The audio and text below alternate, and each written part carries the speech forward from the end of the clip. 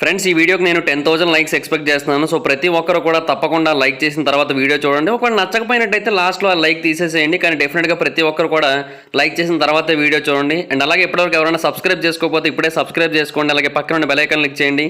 ఇలాంటి ఇంట్రెస్టింగ్ వీడియోస్ని మిస్ అవ్వకుండా చూడొచ్చు.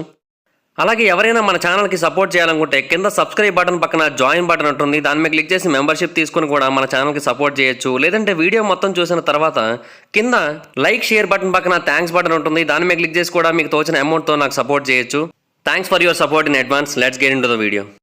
మన భూమి ఈ రోజు ఇలా బతికి ఉందంటే దానికి కారణం సూర్యుడే. ఎందుకంటే సూర్యుడి నుంచే మనకు కావాల్సిన ఎనర్జీ మొత్తం వస్తుంది. అండ్ అఫ్ కోర్స్ మనం కూడా సూర్యుడి కారణంగా ఎన్నో రకాలుగా బ్రతుకుతున్నాం. సూర్యుడు లేకపోయినప్పటికీ కూడా మనం బ్రతకచ్చు, కానీ చాలా రకాల వెసులుబాట్లు పోతాయి మనకి. మెయిన్గా ఫోటోసింథసిస్ కూడా జరగదు. ఇప్పుడు ప్రస్తుతానికి సూర్యుడు మనకి కొంత దూరంలో ఉన్నాడు. అందువలనే మనకి పర్ఫెక్ట్ ఎనర్జీ సప్లై అవుతుంది. అఫ్ కోర్స్ మనకి అల్ట్రావైలెట్ రేడియేషన్ వస్తుంటే ఓజోన్ లేయర్ కాపాడుతుంది. అలా కాకుండా సూర్యుడు మనకి బాగా దగ్గరగా ఉంటే మనం అందరం మాడి మసి అయిపోతాం. సూర్యుడు మనకి బాగా దూరంగా ఉంటే మనకు కావాల్సిన ఎనర్జీ అనేది దొరకదు. సో అన్ని రకాలుగాను కూడా సూర్యుడు మనకి చాలా అంటే చాలా ఇంపార్టెంట్. అండ్ ఇంత పర్ఫెక్ట్ కండిషన్లో ఉండడం కూడా మనం చాలా లక్కీ అనే చెప్పుకోవాలి. అయితే మన సోలార్ సిస్టమ్కి దూరంలో ఈ విశ్వంలో ఒక గ్రహం ఉంది. ఆ గ్రహం మన భూమిలాగా ఒక ఫిక్స్డ్ స్టార్ని కాకుండా 3 ఫిక్స్డ్ స్టార్స్ని కలిగి ఉంది. దాని గురించి తెలిసిన తర్వాత శాస్త్రవేత్తలు చాలా ఆశ్చర్యపోయారు. సో అది మాత్రమే కాదు, ఇంకా అలాంటి అద్భుతమైన గ్రహాలు ఇంకెన్నో ఉన్నాయి మన విశ్వంలో. సో ఈరోజు ఈ వీడియోలో వాటిలో కొన్నింటి గురించి డీటెయిల్డ్గా తెలుసుకుందాం. సో ఇంకెందుకు late, let's get into the video. మన మొదటి గ్రహం పేరు HD 131399. మనకి ప్రతిరోజు ఎన్నో ఎక్సో ప్లానెట్స్ కనబడుతూ ఉంటాయి. అంటే సేమ్ భూమి లాంటి ప్రాపర్టీస్ని కలిగి ఉంటాయి. కాకపోతే కొన్నింటి మీద జీవం ఉండడానికి అవకాశం ఉంటుంది, కొన్నింటి మీద జీవం ఉండడానికి అవకాశం ఉండదు. కానీ మొత్తం అన్నిటినీ కూడా ఎక్సో ప్లానెట్స్ కింద గుర్తించి వాటన్నిటి గురించి పరిశోధనలు చేస్తూ ఉంటారు. అలాగే ఈ HD 131399 గురించి కొంతమంది ఇంటర్నేషనల్ రీసెర్చర్ల బృందం పూర్తి స్థాయిలో పరిశోధన చేస్తున్న టైంలో వాళ్ళకి కొన్ని వింతైన అబ్జర్వేషన్స్ కనబడ్డాయి. అండ్ వాటిని చూసిన తర్వాత అందరూ కూడా చాలా ఆశ్చర్యపోయారు. వాళ్ళు చిలీలోని ఒక భారీ టెలిస్కోప్ను ఉపయోగించి ఈ పరిశోధన చేశారు. సో వాళ్ళకి దొరికిన డేటా తప్పు లేదంటే అబద్ధం అనడానికి కూడా ఎక్కడా ఎటువంటి సిచ్యువేషన్ కనబడట్లేదు. మొత్తం అంతా కూడా ఎగ్జాక్ట్ ఇన్ఫర్మేషన్ దొరికింది. ఈ HD 131399 మన భూమికి సుమారుగా 320 లైట్ ఇయర్స్ డిస్టెన్స్లో ఉంది.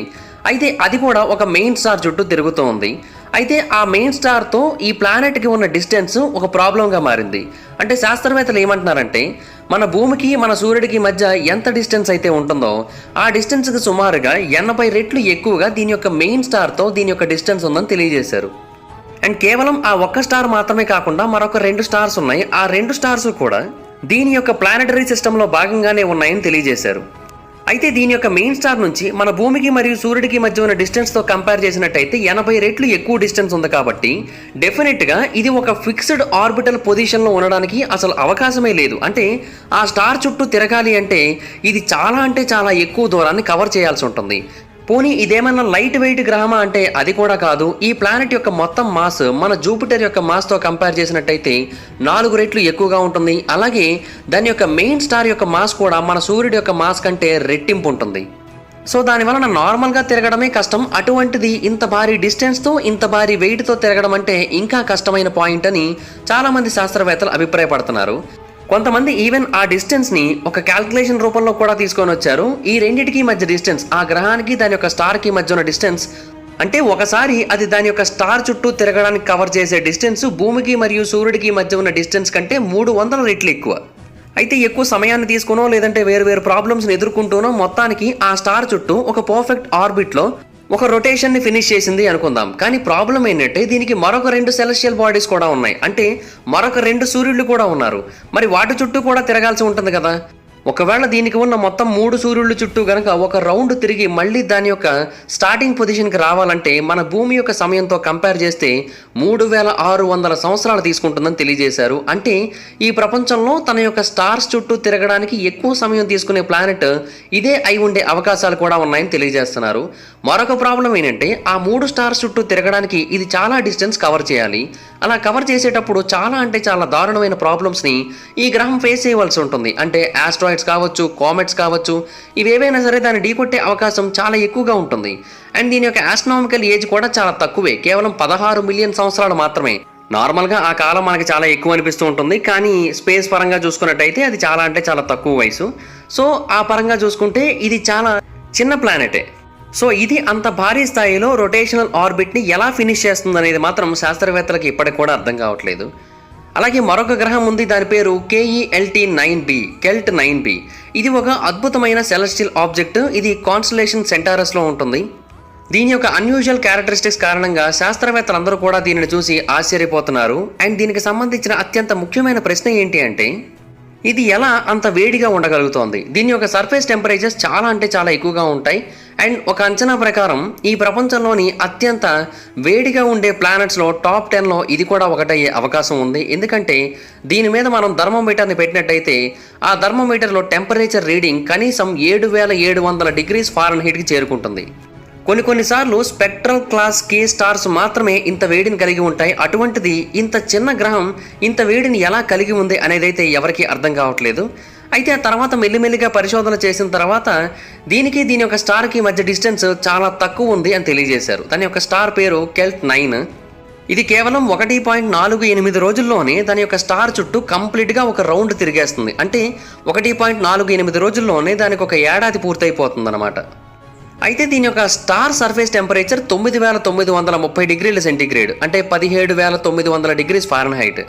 సో మన సన్ యొక్క బయట భాగంతో కంపేర్ చేసినట్టయితే ఇది రెట్టింపు వేడిగా ఉంటుంది. అందువలన ఇది ఇంతగా వేడెక్కింది అని అభిప్రాయపడుతున్నారు. కానీ సేమ్ ఇటువంటివే కొన్ని ప్లానెట్స్ ఉన్నాయి. అవి కూడా వాటి యొక్క స్టార్స్కి చాలా దగ్గరగా ఉంటాయి. కానీ అవేవి కూడా ఇంతటి టెంపరేచర్స్ని అయితే చూపించట్లేదు. అండ్ మరొకటి ఏంటంటే, ఈ ప్లానెట్ యొక్క అట్మాస్ఫియర్ ఎంత దారుణంగా వేడెక్కిందంటే దీంట్లో ఎటువంటి మాలిక్యూల్స్ లేవు. అంటే కార్బన్ డైఆక్సైడ్ కానీ హైడ్రోజన్ కానీ ఇటువంటివి ఏమీ లేవు. ఈ ప్లానెట్ మీద కేవలం సింగిల్ అయనైజ్డ్ యాటమ్స్ మాత్రమే ఉన్నాయి. సో దీని కారణంగా సల్ఫర్ లాంటి కొన్ని అయనైజ్డ్ అట్మాస్ఫియరిక్ గ్యాసెస్ ఆటోమేటిక్గా లూజ్ అవుతూ ఉంటాయి. అండ్ కొంతమంది శాస్త్రవేత్తలు ఏమంటున్నారంటే, ఇలాగా ఈ అయనైజ్డ్ గ్యాసెస్ని కోల్పోయే ప్రాసెస్ అలాగా కెల్ట్ 9b ఏదో ఒక రోజు కనుమరుగైపోయేంత వరకు జరుగుతూనే ఉంటుందని తెలియజేశారు. అలాగే ఇంకొక గ్రహం ఉంది, దాని పేరు OGLE 0539OLB. దీన్ని ఓగ్లే 0539OLB అని కూడా పిలుస్తూ ఉంటారు. దీన్ని క్లోజ్గా అబ్జర్వ్ చేశారు కొంతమంది శాస్త్రవేత్తలు. అప్పుడు దీని గురించి ఎన్నో ఆశ్చర్యకరమైన విషయాలు మనకు తెలిసాయి. ఇది మనకు సుమారుగా 20,000 లైట్ ఇయర్స్ డిస్టెన్స్లో ఉంటుంది. ఇది ఒక రెడ్ డ్వార్ఫ్ స్టార్ చుట్టూ తిరుగుతూ ఉంటుంది. దీని రెడ్ డ్వార్ఫ్ స్టార్ చాలా అంటే చాలా చిన్నగా ఉంటుంది. అంతేకాకుండా చాలా చల్లగా కూడా ఉంటుంది. అండ్ మన యొక్క సూర్యుడి యొక్క మాస్తో కంపేర్ చేసినట్టయితే ఈ రెడ్ డ్వార్ఫ్ స్టార్ మాస్ కేవలం 20% మాత్రమే ఉంటుంది. అండ్ అంతేకాకుండా ఈ ప్లానెట్ దీని యొక్క స్పేస్ స్టార్ నుంచి చాలా అంటే చాలా దూరంగా ఉంటుంది. మన సూర్యుడికి మరియు భూమికి మధ్య ఉన్న డిస్టెన్స్తో కంపేర్ చేసినట్టయితే దీని యొక్క స్టార్కి మధ్య ఉన్న డిస్టెన్స్ 2.6 టైమ్స్ ఎక్కువగా ఉంటుంది. అందువలన ఈ ఎక్సో ప్లానెట్ ఒక్కసారి తన సూర్యుడి చుట్టూ తిరగడానికి సుమారుగా 10 సంవత్సరాల సమయం తీసుకుంటుంది. ఇది కాన్స్టలేషన్ సాగిటేరియస్లో ఉంది.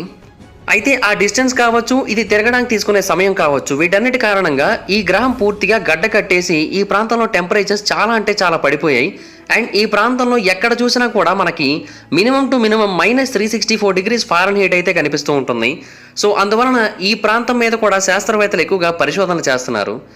అలాగే మరొక గ్రహం ఉంది, దాని పేరు HD 189733b.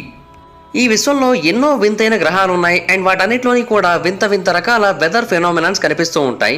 అండ్ కొన్నింటి మీద అయితే మనకి కంప్లీట్గా గ్యాలక్టిక్ వెదర్ కనిపిస్తూ ఉంటుంది. అండ్ ఆ గ్యాలక్టిక్ వెదర్ పూర్తిగా పిడుగులతో నిండిపోయి ఉంటుంది. సో అలాంటి ఒక గ్రహమే ఈ HD 189733b. ఇది కూడా ఆల్మోస్ట్ భూమిలాగే కనిపిస్తూ ఉంటుంది. అంటే చూడడానికి భూమిలా కనిపిస్తూ ఉంటుంది. కాకపోతే దీంట్లో మనం ఉండడానికి ఏమాత్రం అవకాశం లేదు. ఎందుకంటే దీంట్లో మెథేన్ గ్యాస్ నిల్వలు చాలా ఎక్కువగా ఉన్నాయి. ఈ సువిశాల విశ్వంలో మెథేన్ గ్యాస్ ఎక్కువ స్థాయిలో నిల్వ ఉన్నట్టుగా ప్రూవ్ అయిన ఏకైక గ్రహం ఇదే. ఇది కాన్స్టలేషన్ వల్పక్యులా అనే ఒక ప్రాంతంలో ఉంటుంది. అయితే దీని యొక్క మదర్ స్టార్ నుంచి ఇది చాలా తక్కువ డిస్టెన్స్లో ఉంటుంది. అందువలన ఇది కేవలం 2 రోజుల్లో దీని యొక్క స్టార్ చుట్టూ ఒక రొటేషన్ని ఫినిష్ చేసేయగలుగుతూ ఉంటుంది. దాని కారణంగా దీని యొక్క సర్ఫేస్ మీద యావరేజ్ టెంపరేచర్స్ కనీసం 1800 డిగ్రీల ఫారెన్హైట్ వరకు ఉంటుంది.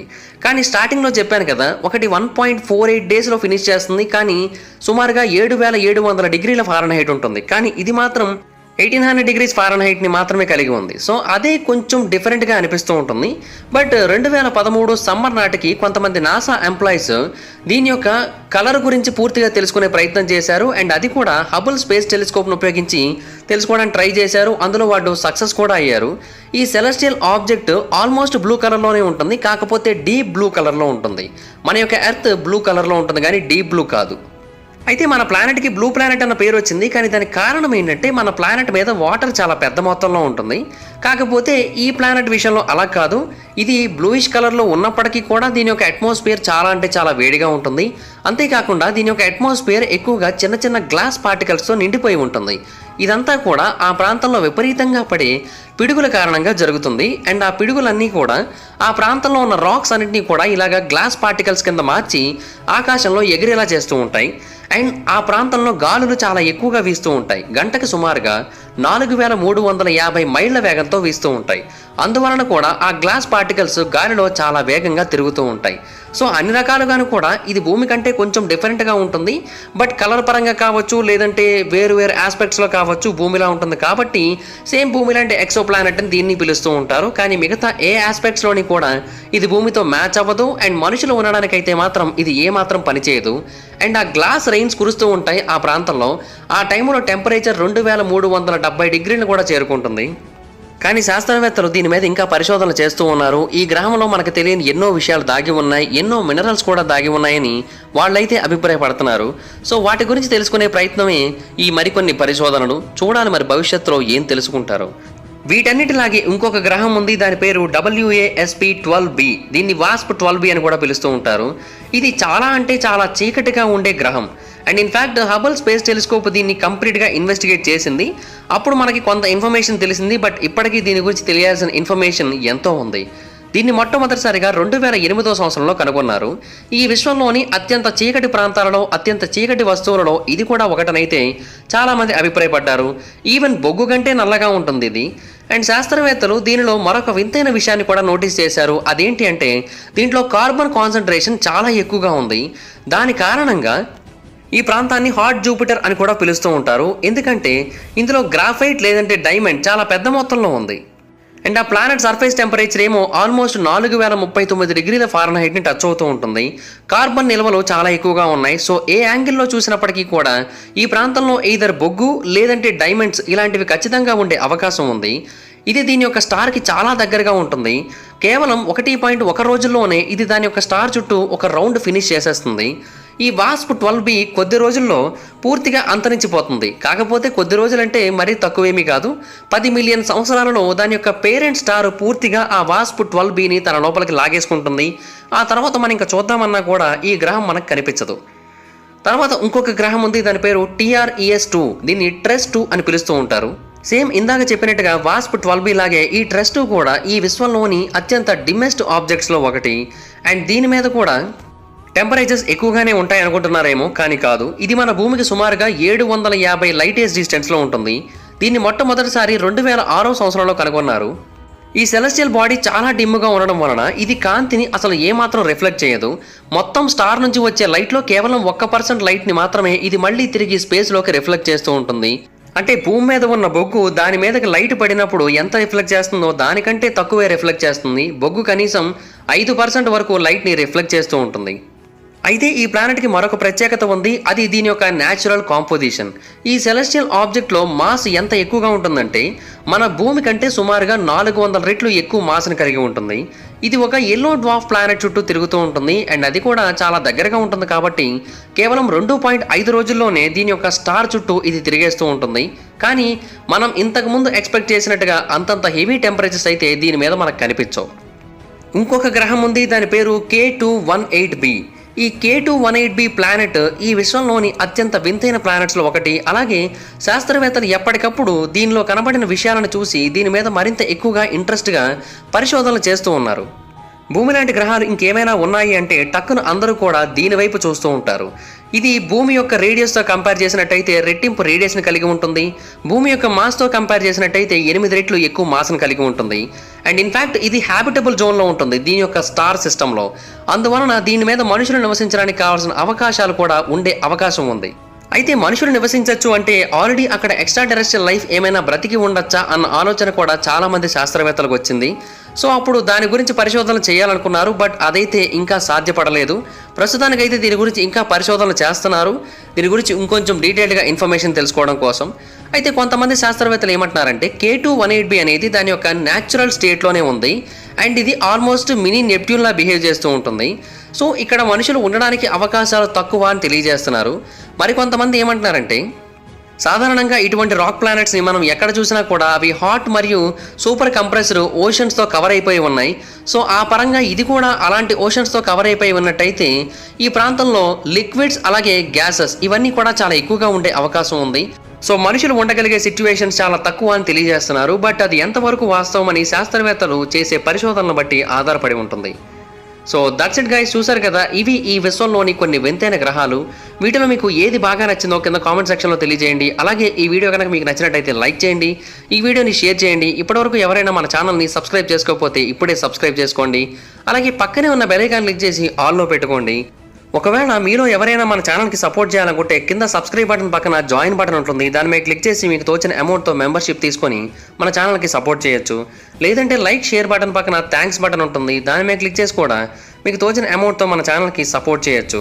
ఒకవేళ మీలో ఎవరైనా నన్ను డైరెక్ట్గా ఫాలో అవ్వాలనుకుంటే నా ఇన్స్టాగ్రామ్ ఐడి యొక్క లింక్ కింద డిస్క్రిప్షన్లో ఉంటుంది. దాని మీద క్లిక్ చేసి మీరు నన్ను ఫాలో అవ్వచ్చు. అలాగే ఏదైనా ఒక టాపిక్ గురించి నన్ను వీడియో చేయమని అడగాలనుకున్నా కూడా నా ఇన్స్టాగ్రామ్లో ఫాలో అయ్యి నాకు మెసేజ్ చేయండి. నేను దాని గురించి వీడియో చేయడానికి ట్రై చేస్తాను. Thank you guys, bye bye now.